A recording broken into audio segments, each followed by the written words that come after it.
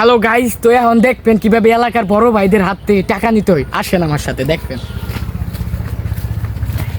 তো বড় ভাই, এই যে দেখছেন এখানে একজন বড় ভাই আছে, সে এলাকার সুদর্শন পুরুষ এবং কি তার গুণীমানী, তার কথা আমি বলতেই পারবো না। তো আমার বড় ভাইয়ের মতো লুকই হয় না। তো একজন এলাকার কৃতি সন্তান। তো বড় ভাই, সুন্দর বলছো। হ্যাঁ।